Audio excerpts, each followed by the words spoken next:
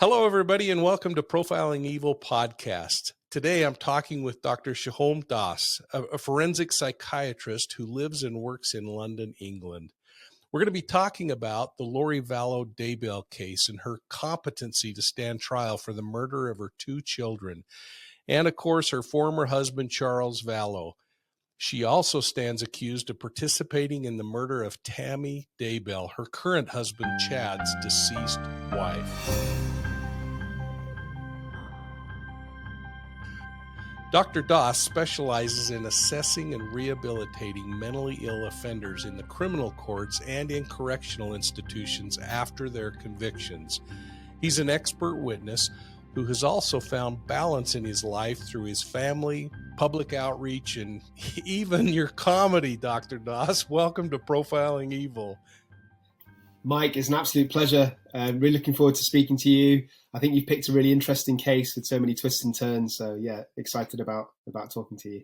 Well, this is going to be really interesting, I think, for those that are listening in. And I want to dig right into B.O.L.O. Daybell's case. Daybell currently is sitting in an Idaho state mental facility, as everyone is aware. She's being evaluated and treated for mental illness that has prevented state prosecutors from pursuing homicide charges against her. Now, some people are saying she's schizophrenic. Others say she's just plain mentally ill. And some folks even say, no, she's manipulative and controlling, but she knows what she's doing. My first question would be, what would you be doing right now if you were conducting her psychoanalysis? So good question. I think the first thing I'd be looking at is determining definitively whether she's actually got a mental illness. Because as you said, it's quite easy for somebody to claim that they have unusual beliefs or that they could be having other symptoms such as hearing voices.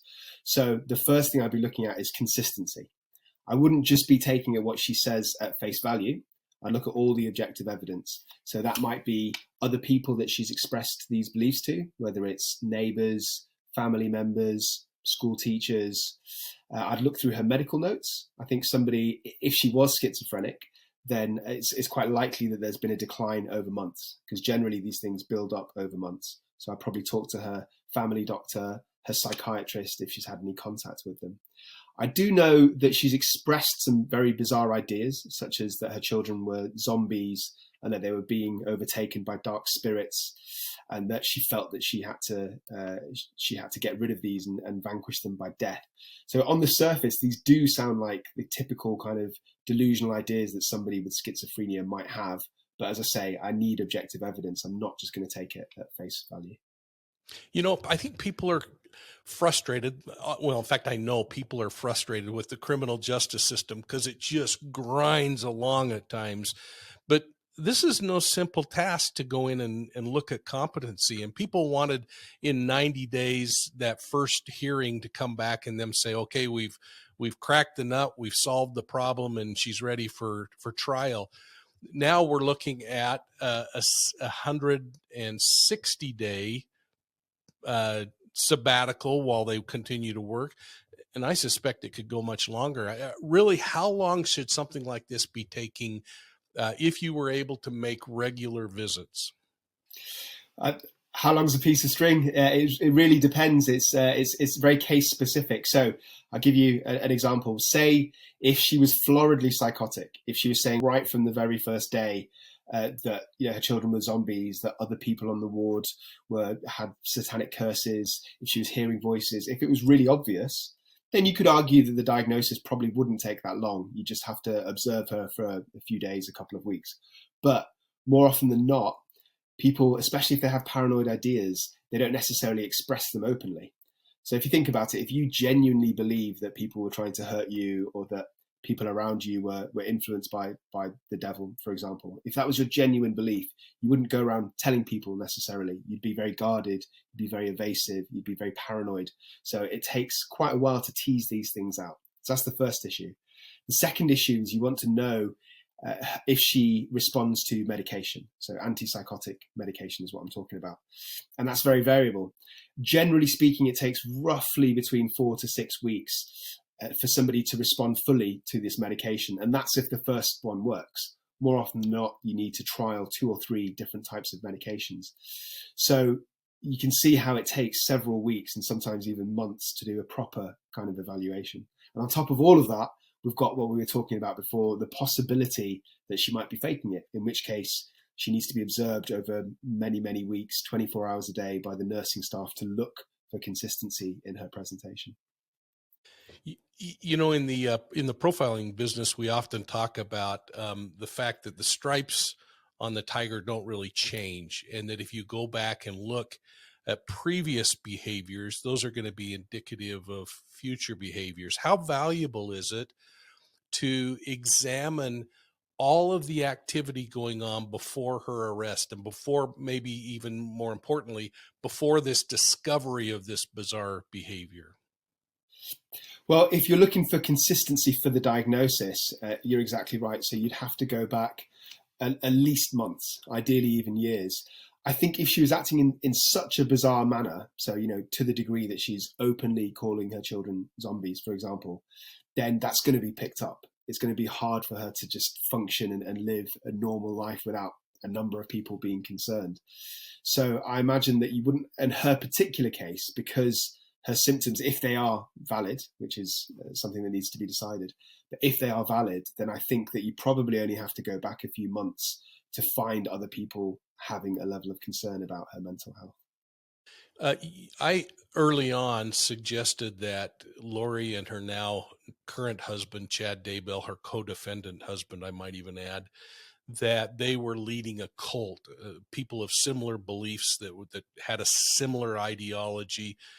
Um, I mean, this is kind of a little bit of a spin-off here, but talk me through the process of people who are believers in an ideology, but all of a sudden they start to see their leadership really taking some bizarre angles and right curves and left-hand turns.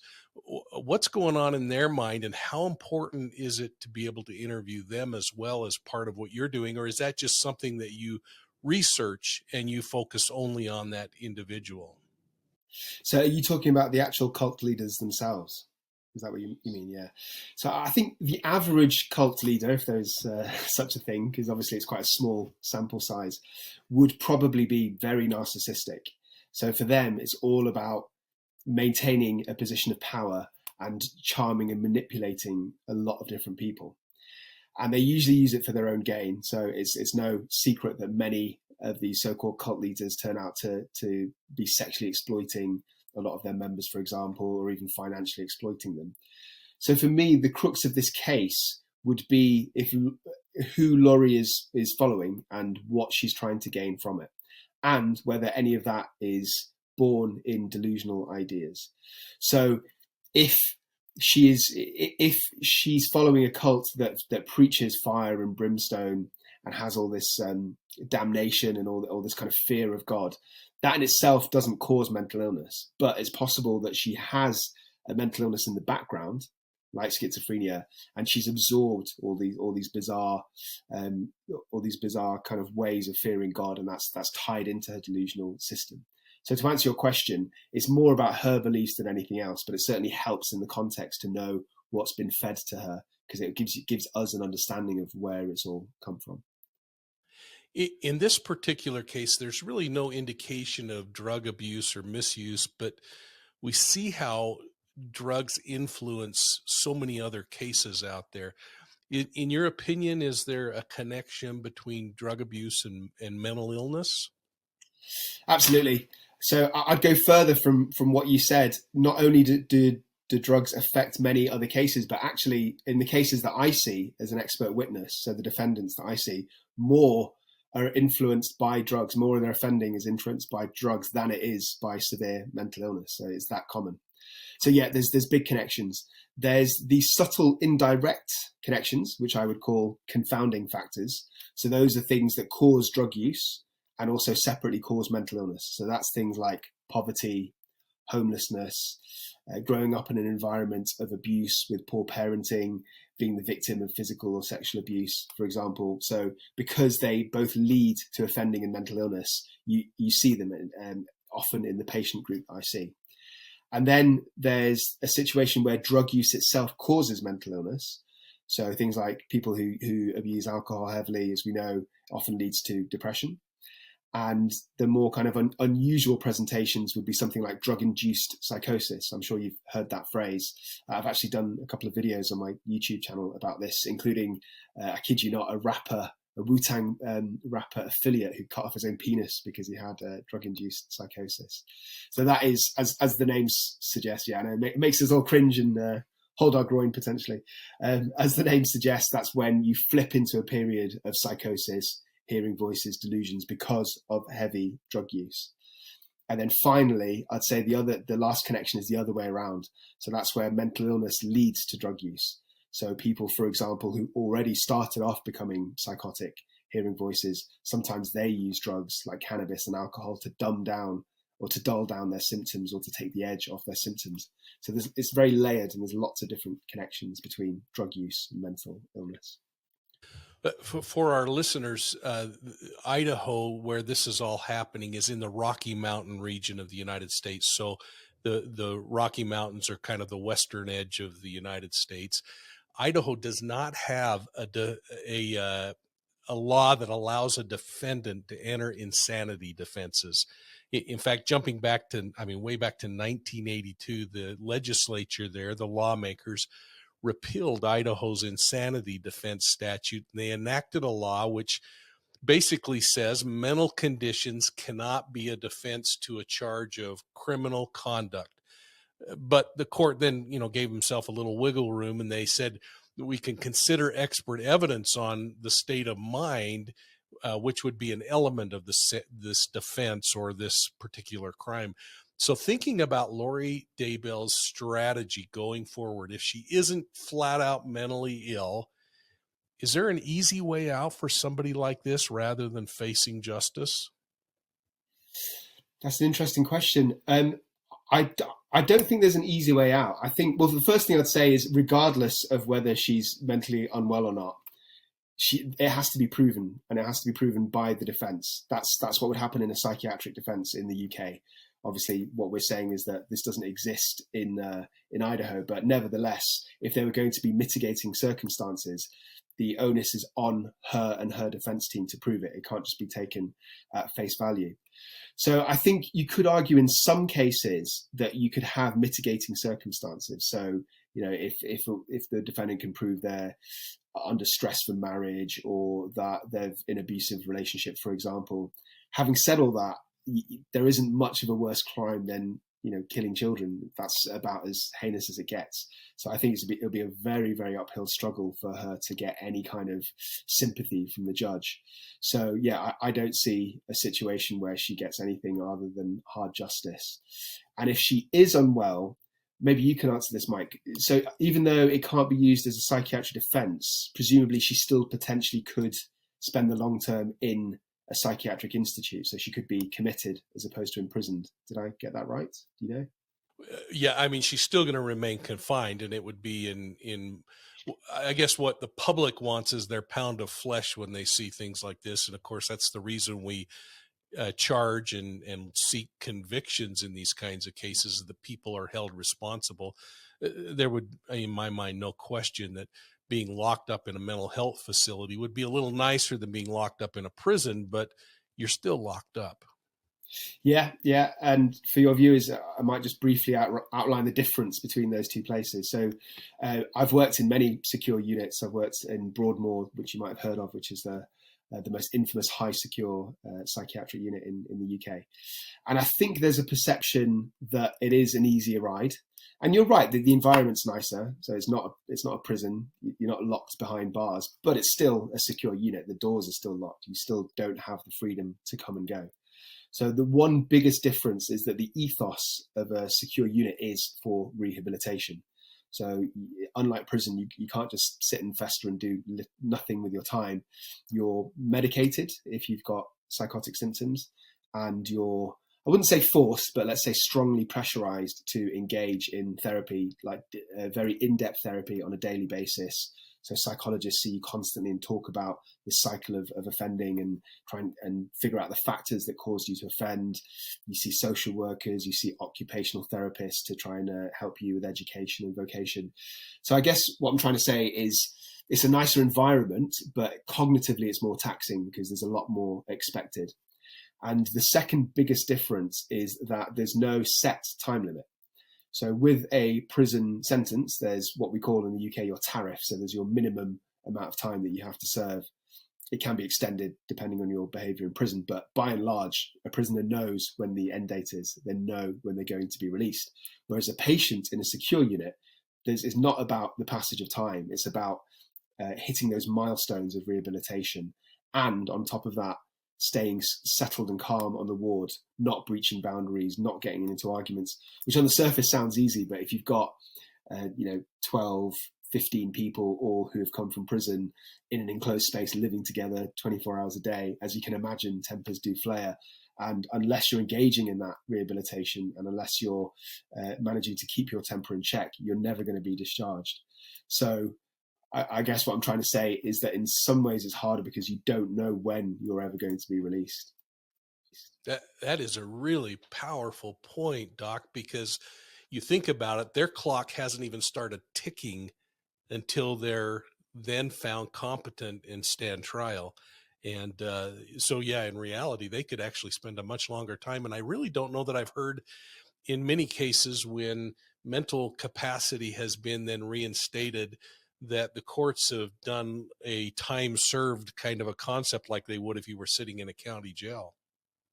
So I'm not sure how it would work in the States, but in the UK, you couldn't do both. So you either committed in the long term to a hospital, in which case the courts have no more control generally in terms of overseeing your case. You don't go back to prison, or you're sent to prison. There's no kind of middle ground. So once you go to the hospital, it's up to the consultant psychiatrist, myself, to decide when the patient gets to leave. Hey, folks, you're listening to my conversation with Dr. Sohom Das, a forensic psychiatrist from London, England. We're discussing criminal behavior and the challenges mental health providers face in treating and assessing defendants like Lori Vallow Daybell. We've been talking about the process of rehabilitation and the experiences that Dr. Das has in treating these kinds of people. Now, Doc, before I ask you this next question, I wanted to just make a comment. This is the cop in me coming out. So one of the things that I often testified to when someone would say, well, this person would have to be crazy or to do this kind of a thing. I don't think anyone could deny you would have to be mentally ill to think killing someone makes good sense. But the thing that I've always found interesting is the behaviors leading up to the arrest, the things that they do to keep law enforcement from discovering what happened, the way in which they respond to queries about what happened. And I always go back to this idea that while they may be crazy, they still know what society's standards are and they're choosing to violate those standards. What are your thoughts of a comment like that? So when you were asking that question, I immediately thought to a question that I get asked quite a lot in interviews, which is, are terrorists mentally unwell, or are paedophiles mentally unwell, or are serial killers mentally unwell? Those seem to be the three kind of key people. And people make the assumption that for somebody to do something so horrific, so extreme, there must be mental illness. And my answer to that is, it depends how you define mental illness. So in layperson's terms, if you're thinking of somebody doing something that you would find repugnant and not having the moral boundaries to stop, if that's your definition, which is a layperson's definition, then yeah, all three of those people would fall into that category.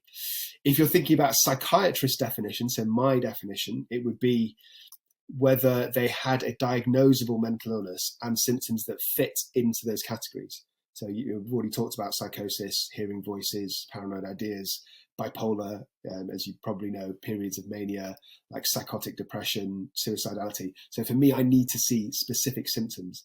And the vast majority of people that commit those kind of offences don't have those symptoms. But despite all of that, I think the most important definition is the insanity plea. So not guilty by reason of insanity is basically the black and white decision by the courts about whether somebody is criminally responsible for their crime or not. And whereas psychiatry is full of grey areas and lots of different symptoms and syndromes that overlap and people getting better and worse, the law is not like that. The law is very black and white. It's either defence yes or defence no. And the medico-legal criteria for the insanity defence is a defect of reason caused by a disease of the mind, which is similar to what I was saying about a psychiatrist definition, that led to, so that when the person committed the act, either they didn't know what they were doing or they didn't know it was legally wrong. So no matter how vile a serial killer or a paedophile might be, the vast majority of the time, 99%, they did know what they were doing and they did know it was legally wrong. And that's obvious because, you know, they try and cover their tracks, for example. Whereas somebody to reach the insanity plea, and I believe we're going to talk about a couple of cases soon, they're so unwell that they literally don't understand what they've done is criminally wrong. So that is the kind of high level of threshold for them to be found insane legally. Folks, we're going to get back to my discussion with Dr. Das, a forensic psychiatrist out of England, in a minute, but I want to take a second and invite you to consider the book Deceived, an investigative memoir of the Zion Society cult. Deceived chronicles my investigation and ultimate takedown of a ritualistic cult that was responsible for thousands of counts of sexual abuse and rape of children. Ultimately, 12 adults were convicted for those crimes. 32 children were rescued from their grasp. The book explores how survivors of this horror rose above it and pieced their lives back together. I hope it'll give you some insight into how cult leaders like Chad and Lori Daybell get people to buy into their ideology, abandon their beliefs, and unknowingly turn toward crime. You can pick up Deceived anywhere paperbacks are sold in the world, so places like Amazon, or you can purchase hardbound signed copies at profilingevil.com. Now let's get back to the show. Doc, something that I've been really interested in is I just want to dig a little deeper into your psyche for a second. What are some of the most memorable personal cases you've handled?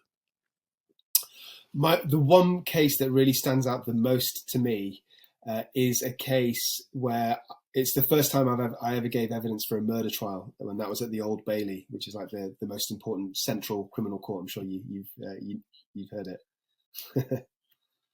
Yeah, lots of Latin, lots of scriptures. Yeah. So there was a young lady, I'll call her Yasmin. That's not her real name. I always anonymize my patients when I talk about them out of respect for the victims and for the patients.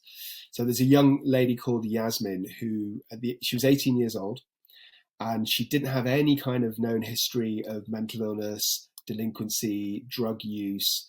She was sort of a placid, timid schoolgirl, quite hardworking, came from an immigrant family, very tight-knit family. And tragically, out of the blue, she became psychotic. So it happened relatively quickly over the space of a couple of weeks. And she was babysitting her 3-year-old nephew, which she'd done many times before, and she smothered him and killed him. So it was really a tragic case. At the time, she was suffering from these delusions. So she genuinely believed that her nephew had these demons inside of him, and she felt that she had to get rid of them by smothering him, and she believed that she could reincarnate him. So there's definitely echoes of the Lori Vallow case, potentially, if what Lori's saying is accurate, which we're yet to see. And so it struck me, it really struck a chord with me on so many levels. Obviously, there's the horrific nature of the crime, that goes without saying. And then when I gave evidence at the Old Bailey, I gave evidence about the insanity plea. So this is one of the cases where I did think she met the threshold for the insanity plea, because she did know what she was doing, in that she knew she was suffocating her nephew, but crucially, she didn't know that it was wrong. So she, in her mind, she genuinely didn't believe that she was causing him harm or breaking the law. She thought that she could reincarnate him. So I gave evidence for that plea, not guilty, reason of insanity. I gave evidence for a hospital order and also a restriction order. which I believe we'll talk about a bit later.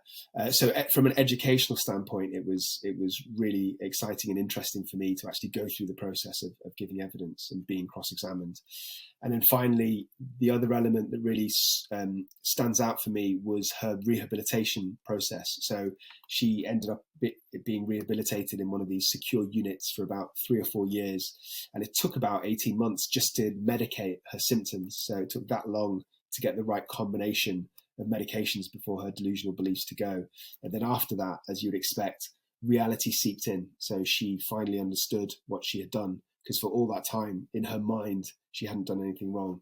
So as you'd imagine, that was really traumatic for her. This massive wave of depression came, and we had to help her through that. And part of that process was reconnecting her with her family. So her brother, who was the father of the boy that she killed, was part of that process. So I'd be sitting in a room with Yasmin and her brother, trying to kind of make connections. So it still sort of sends shivers down my spine thinking about it now. The whole situation was just so emotional, and it really brought home how the kind of tragedy that mental illness can cause on these rare occasions that it leads directly to offending. Oh my goodness. There are really truly no winners, are there, in these criminal cases involving things like this, situations like this? Yeah, it was like you were saying before, Mike, but I think people want their pound of flesh, right? They want to bay for blood. And I get that sentiment, but I think in exceptional cases like Yasmin's, there, as you say, there's no winners, and there's no, I believe there's not an evil target that needs to be punished. Instead, we need to focus on, rehabilitation.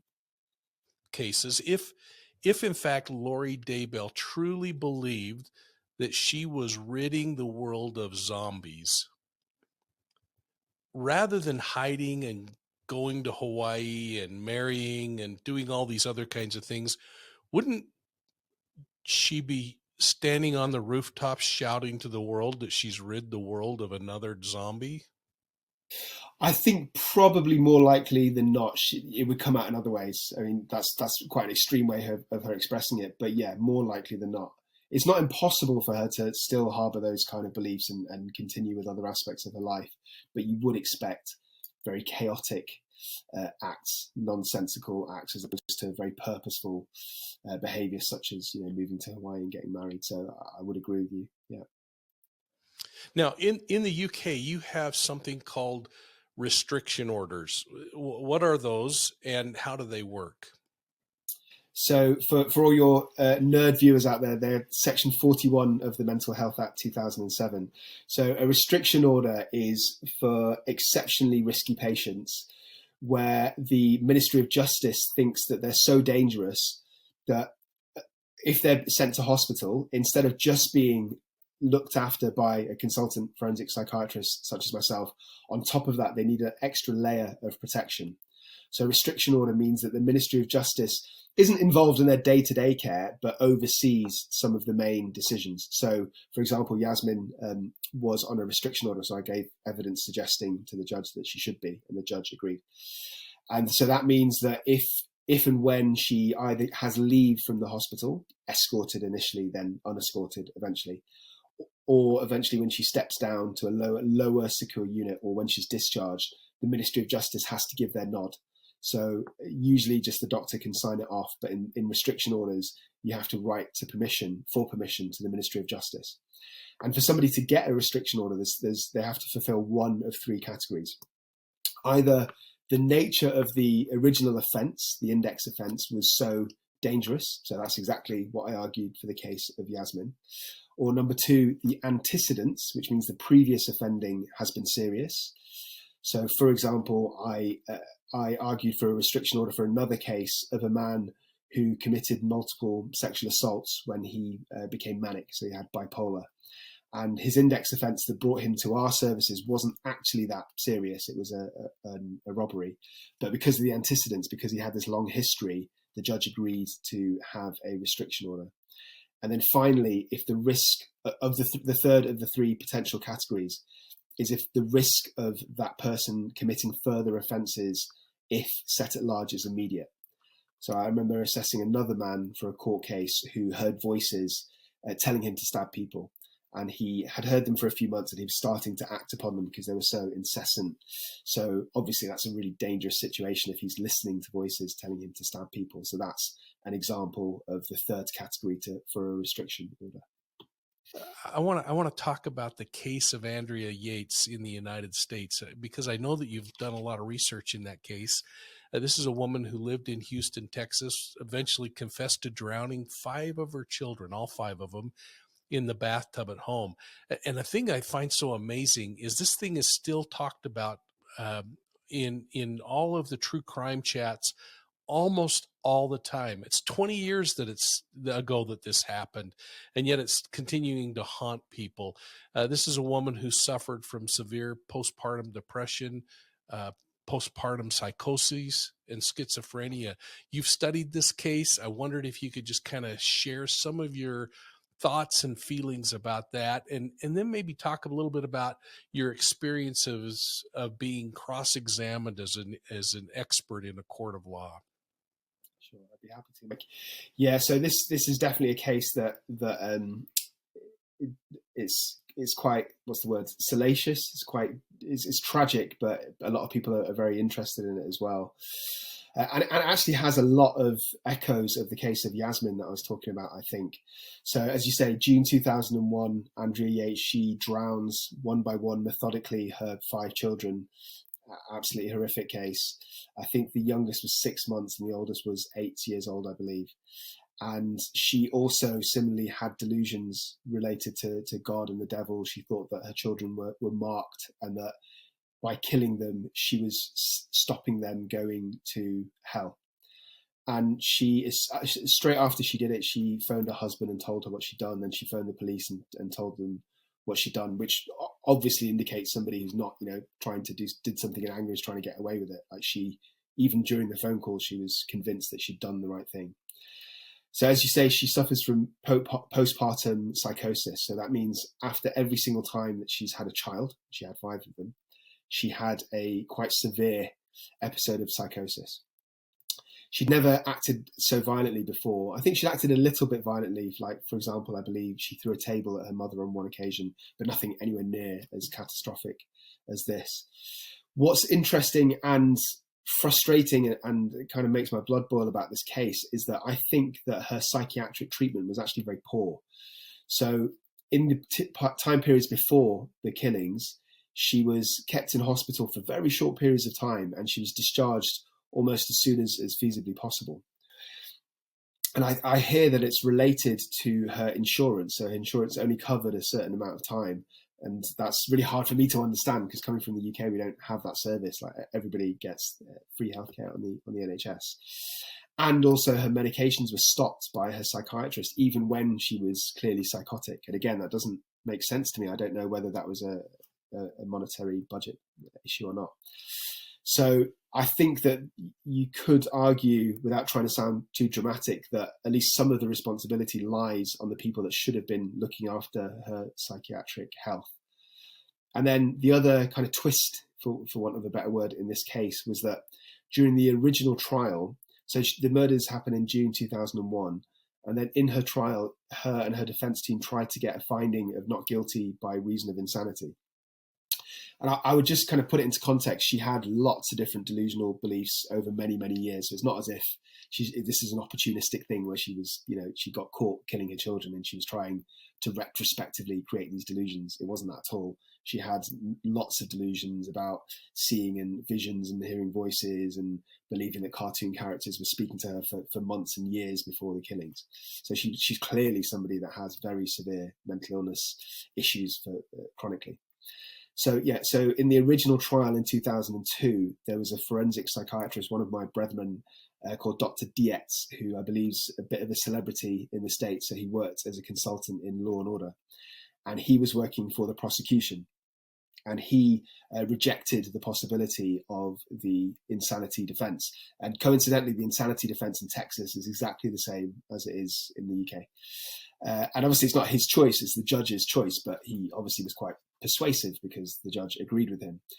And there were some elements of his testimony that were seen to be a bit dodgy and a bit inaccurate.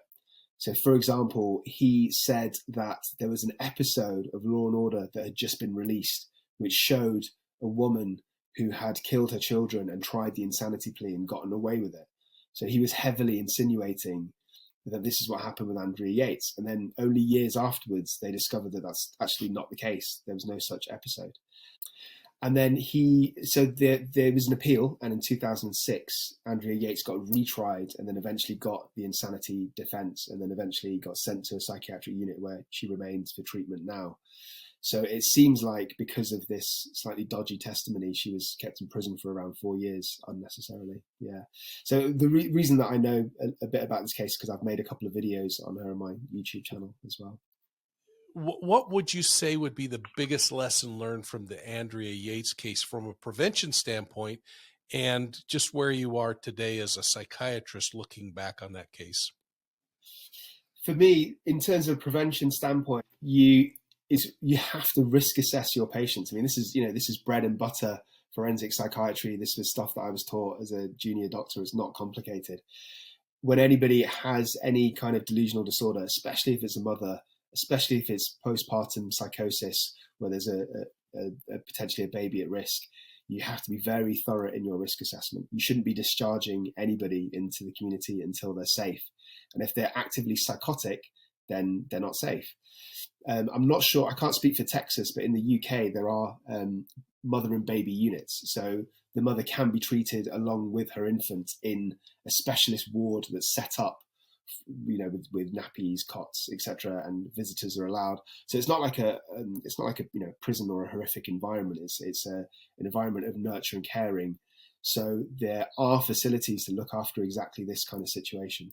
So that's what I would learn from a preventive perspective, and from the perspective of evidence. I mean, it's just shocking that such weak testimony was listened to, and I mean, I think the fault would lie with Dr. Dietz to a degree, but it's also the judge's call. So the judge has to make an objective call on the evidence. And to me, it seemed very obvious. If this, in fact, I remember that her solicitor, her lawyer, said something along the lines of, if Andrea Yates doesn't meet the threshold for the insanity plea, then nobody ever will. So we might as well strike it from the books. That's quite a dramatic phrase, but I actually agree with him, because what else do you need for an insanity plea? If you're clearly delusional over many years, you have specific delusions about your children, and then act directly on those delusions, that's barn door, not guilty by reason of insanity to me. It's so hard to think about the fact that the children, the youngest would be 20 years old, the oldest 28 years old, that lives were obviously changed when perhaps there could have been something mitigating in between and saved a family. It's really, really sad. Well, like you, I've spent a lot of time in prisons working with offenders. Now, my work has been to try to understand them from a criminal behavior perspective, a victim selection process, what they believe an offender might have done in a case. And I've actually leaned on serial predators on multiple occasions to talk about a predator that I was pursuing to get their sense, because they're the expert. From the perspective of treating and trying to progress a mentally ill inmate, what have been some of your most memorable experiences? Do you mind if I ask you a question before I answer that? Did that process work? Like, with the predators that you spoke to, did they give you insights that helped you directly manage to catch some of their peers? It absolutely helped. In fact, I gained quite a reputation, because I would actually take serial predators out of the prison, stick them in a state-owned airplane, and fly them to investigator conferences around the country to speak about those processes of victim selection, what the mental processes were.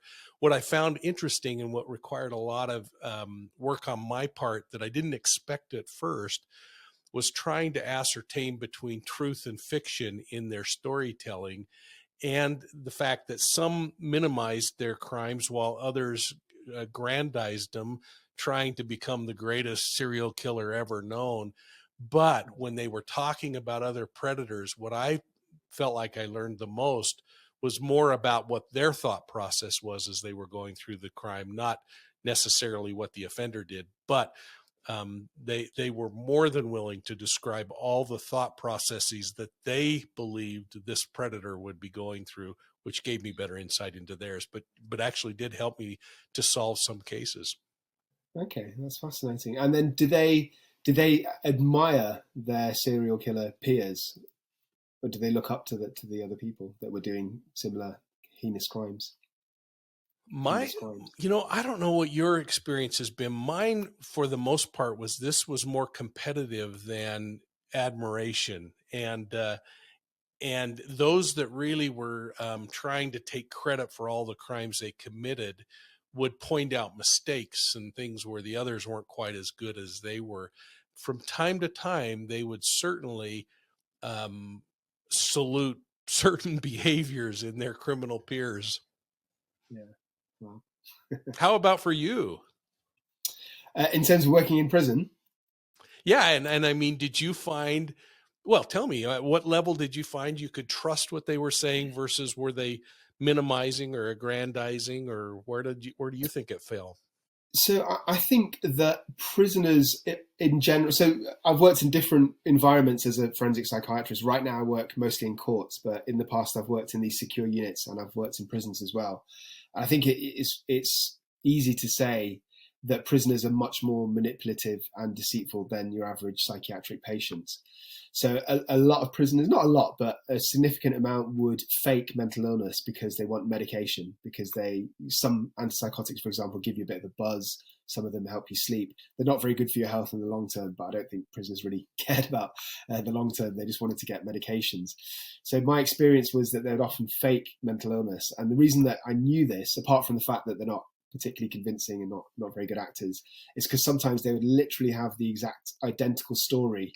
So I'd run a clinic and somebody would come in and tell me about a very specific supposed delusion, like hearing a vampire talking from their toilet in their cell.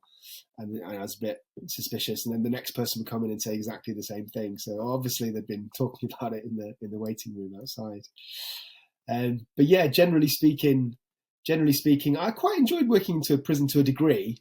I think, I don't know how you found it, but I think if you're in that environment for too long, especially if you do it 4 or 5 days a week, it can kind of consume you a little bit. You feel a bit kind of restricted and enclosed. My memories of working in a prison, one thing that really struck me that's very frustrating was the waiting list to get people into secure hospitals. So because the turnover in the secure hospitals that I was talking about is so slow, because the patients are in there for 3-4 years, sometimes longer, sometimes even decades. So only one would get discharged every few months. So when there were people that were psychotic in prison, they often had to wait for weeks or months in the healthcare unit, which is like a psychiatric ward inside the belly of the prison. And some of them became so unwell. It was horrifically tragic, but it was also quite a little bit scary. They'd be screaming, shouting, dirty protests on the wall, trying to attack anybody that came near their cell, tortured with voices, not sleeping, agitated, banging on the walls for hours a day. So it was a very surreal kind of environment to work in, and that's my the memory that stands out the most. We have clearly got to get back together and talk some more and share some of these insights. I hope we could do it maybe even before your new book comes out in 2022. Can you tell us a little bit about that book and why you chose to write it? Yeah, absolutely. I'd love to. So it's going to be called In Two Minds, and it's coming out in March next year by Sphere Publishing. I think that, so what it's about is a little bit about what we've been talking about. So it's my experiences of my career as a forensic psychiatrist, mostly inside hospitals and then latterly in prisons and in courts. It's a little bit autobiographical. So my first draft wasn't, but my publishers have convinced me to kind of put a bit more of my life story in it. I mostly talk about my individual cases and the way that they've affected me and shaped me and potentially made me a bit more cynical and a bit hardened. And the reason that I wrote it, if I'm being honest, I think it's because I have read other similar books and I don't, and watch YouTube channels, etc. And I don't always feel that the representation's that accurate. I think there's a lot of people that use long psychobabble words and don't really say anything too deeply. I'm not saying that all my peers are like that by any means, and some excellent authors out there who are psychiatrists. But I just wanted to, I think a lot of it's virtue signaling, and it's just, I think that my book's a bit more humorous and a bit more darker and a bit more cynical, sort of like a gallows sense of humor. So that's what you can expect. Well, I'm looking forward to it, and please plan on coming back so that we can talk about that. You also have taken some time to do some comedy. Why don't you talk a little bit about that? Yeah, so I'm just basically an attention whore. So roughly about 3 years, 2-3 years ago, I spent about 6 months of my life trying to pursue, just as a side hobby, stand-up comedy. So I did all the open circuit clubs in London. I enjoyed it to a degree.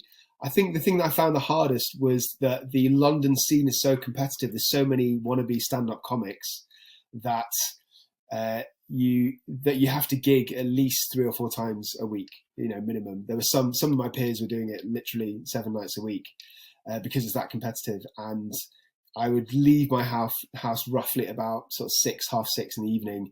And the etiquette is to stay for the headliner. It's rude to leave before. So I was coming home at midnight sometimes later. I've got, apart from my job, I've got a wife and 2 kids. So I was hoping that I would be, this phenomenal, talented superstar that didn't have to go through the hierarchy, but no, that didn't happen.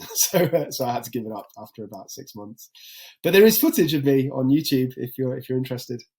We've got if you'll send me those links, we'll put them down below, folks, and drive you over there. And speaking of family, in which that would have been a terribly difficult thing on your family, I have this vision. My children often said to me, "I'm not a criminal. Quit interrogating me," and stuff like that.